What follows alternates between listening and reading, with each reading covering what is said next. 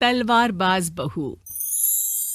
बचपन का शौक समझ निक्की के घर वाले उसका एडमिशन फेंसिंग कोचिंग में करा तो देते हैं, पर कुछ सालों बाद वही शौक जब उसका जुनून और सपना बन जाता है तो सब उसके खिलाफ हो जाते हैं।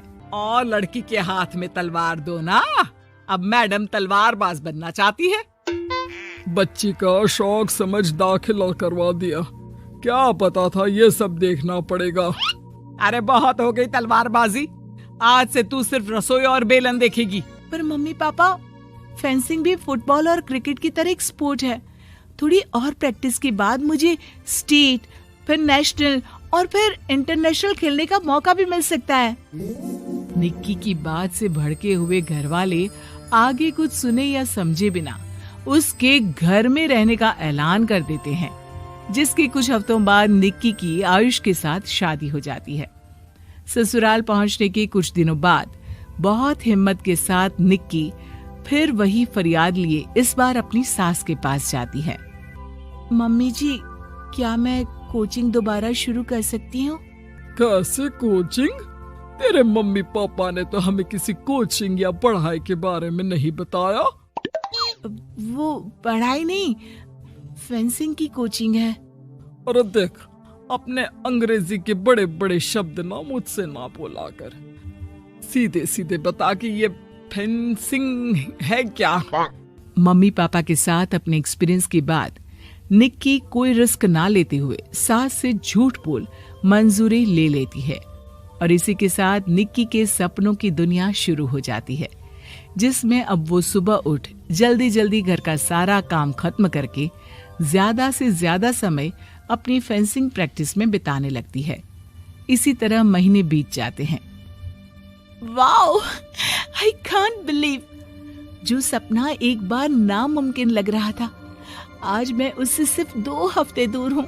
निक्की, तुम बहुत अच्छा कर रही हो, बस अपने फॉर्म को खराब मत होने देना, और नेशनल्स का मेडल तुम्हारे गले में आना पक्का है।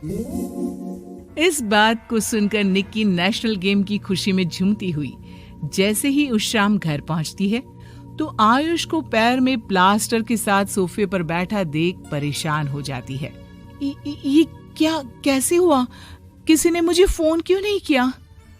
ऑफिस से आते हुए रास्ते में किसी ने टक्कर मार दी, इसलिए बहू कल से इसके ठीक होने तक तो कोचिंग से छुट्टी ले ले, डॉक्टर ने पूरा बेड रेस्ट बोला है। पति की हालत और सास की बात से हैरान परेशान निक्की आगे कुछ बोले बिना अपने कमरे में चली जाती है। अब मैं क्या करूंगी? दोनों तरफ मेरी जिम्मेदारी है। अगर एक भी पूरी नहीं की तो लाइफ में दोबारा सुकून की सांस नहीं ले पाऊंगी। सच बता दूं क्या? नहीं, अगर इन्होंने भी घर में कैद कर लिया तो बचा कुचा मौका भी खो दूंगी। भगवान, आपने मुझे कहां फंसा दिया? मन ही मन ये सब सोचते हुए निक्की घर के काम और पति की सेवा में लग जाती है। इसी तरह 1 हफ्ता बीत जाता है। बहुत सोचने के बाद भी जब कोई दूसरा रास्ता नहीं दिखता तो निक्की सबको फेंसिंग की सच्चाई बताने का फैसला करती है और सास और पति के पास आती है। मम्मी, आयुष, मुझे आप दोनों से एक बात करनी है। तुम्हें भी मम्मी की तरह गैस हो गई है क्या? तू भी बूढ़ी औरत की मजाक उड़ा ले। एक दिन जब तेरे बच्चे तेरा मजाक उड़ाएंगे ना, तो मैं भी उनके साथ बैठकर हंसूंगी। घर का ये हंसता खेलता माहौल देखकर निक्की आगे कुछ बोल ही नहीं पाती। तभी गोलियां चलने की आवाज सुनकर सब डर जाते हैं और कुछ आतंकवादी घर में घुसकर सबको बाहर निकाल देते हैं, जहां उनके एरिया के बाकी सब लोग भी इकट्ठा होते हैं। ये किसी भी तरह के होशियारी नहीं करेगा। हमें बस कुछ समय के लिए चौपने की जगह चाहिए, इसलिए अगर तमीज में रहोगे तो जिंदा बच जाओगे, और अगर मरने का ज्यादा मन हो तो अपना CID वाला दिमाग चला सकते हो। डर की वजह से कोई इसके आगे कुछ नहीं बोलता। कुछ घंटे इसी तरह आतंकवादियों की कैद में बैठे रहने के बाद निक्की की सास गुस्से में चिल्लाने लगती है। अरे तुम कल मुंहों को आम लोगों को परेशान करने के अलावा और कुछ नहीं आता क्या? मैं कहती हूँ, अरे एक एक को मेरी बद्दुआ लगेगी, कोई जिंदा नहीं बचेगा। ये अब क्या कर रही हो मम्मी? सॉरी वो परेशान हो गई इसलिए कुछ भी बोल दिया। प्लीज प्लीज इन्हें छोड़ दीजिए, आप कुछ नहीं बोलेंगी।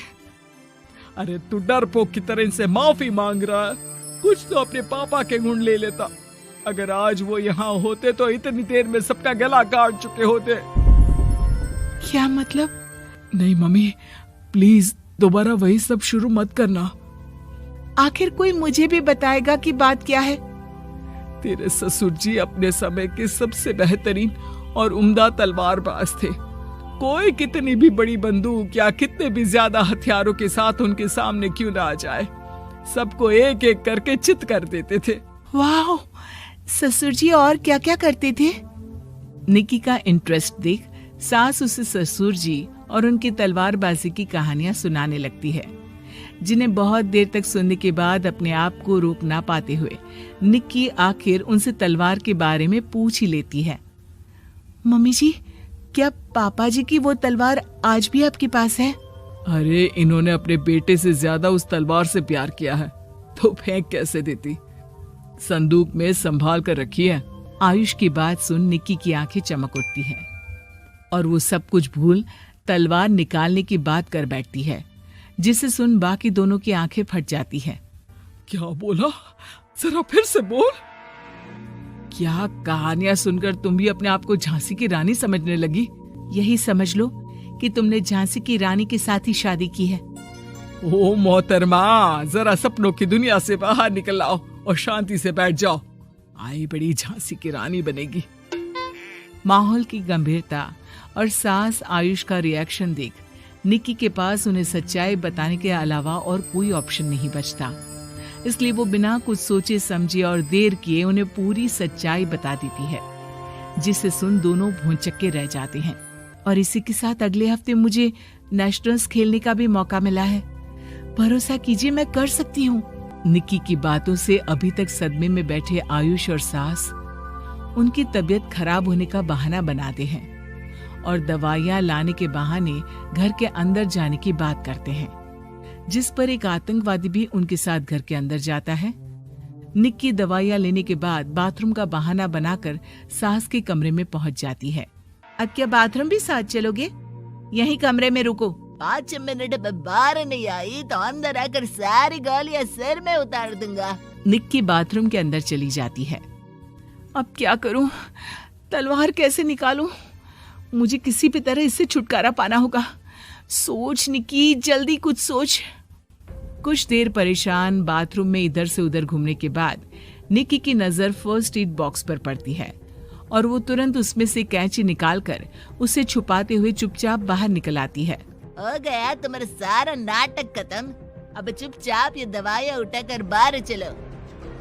ऐसा बोलकर जैसे ही आतंकवादी मुड़ता है, निक्की तुरंत उसकी गर्दन पर कैंची से वार कर देती है और उसकी बंदूक हाथ में लिए संदूक से तलवार निकालने लगती है, जिसके कुछ देर बाद वो घर के पीछे वाली खिड़की से बाहर निकलकर छुपकर एक एक करके सब आतंकवादियों पर वार करके उन्हें घायल कर देती है। अब सारे पब्लिक की कैद में आ जाते हैं। ये सब देखकर आयुष और सास के साथ सारे लोग दंग रह जाते हैं। सास का सर गर्व से ऊंचा हो जाता है। मेरी बहू सिर्फ नेशनल्स नहीं, इंटरनेशनल भी खेलेगी। हाँ।